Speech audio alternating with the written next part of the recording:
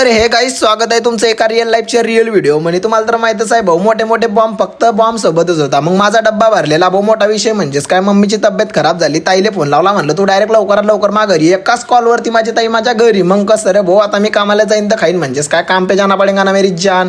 गैरा मोठा विषय मी एकटाच आहे भाऊ घरून कमवणार होता मला गैर वाटते को आपल्या गाडीला डब्बा टांगला भाऊ म्हणलं चला आता लवकरात लवकर इच्छा तर काही होत नव्हती कामावर जायची पण जावंच लागते भाऊ कसं। मग आमची दाजी होते बाहेर मग काय ताई आणि दाजी डायरेक्ट एकाच कॉलवरती माझ्या घरी भाऊ। मग कसं मला तर लय भारी वाटलं कारण की माझी ताई मला समजी घेताना आमचे दाजी पण लय चांगले। मग कसं डायरेक्ट एकाच कॉलवरती आले आणि मग मी डायरेक्ट कामावर निघाला भाऊ बिंदास। मग इकडे आल्यानंतर भाऊने मला चहा टाकली म्हणे भाऊ गरम होय जरा। मग काही नाही भाऊ म्हणत होता चला ना गाडीत फटाफट बसा ना भाऊ। गाडीत बसले आणि डायरेक्ट गाणे लावले। आता काही नाही तो ड्रायव्हर इतका खतरनाक माणूस की तुम्हाला काय सांगू त्याला असा उपगोय सोडला मी की काय सांगू तुम्हाला डायरेक्ट गजबच विषय आपला वाला। पण तसं काही नाही रस्त्याचा इकडून तिकडून डायरेक्ट गिरगर्दन घाट बोलले तो ऐसा घाट डायरेक्ट तापी नदी आली ना भाऊ। मग काढला ना एक सीन आणि डायरेक्ट अंतुरली म्हणजे आल्यानंतर अजून एक चहा पिली भाऊ कारण की आपले मोठे भाऊ म्हणजेच काय सपोर्ट करणाऱ्या माणसांची विषय गैरा झाड आहे कारण की त्यांचा सपोर्ट आहे म्हणून आपणच आहे। हे सगळे माणसं आहे ना हे सगळे आपले सपोर्ट करणारच माणसं आहे। जर आवडल्यास तर लाईक शेअर कमेंट करणार रिअल लाईफची व्हिडिओ पाहण्यासाठी तुम्ही वांग।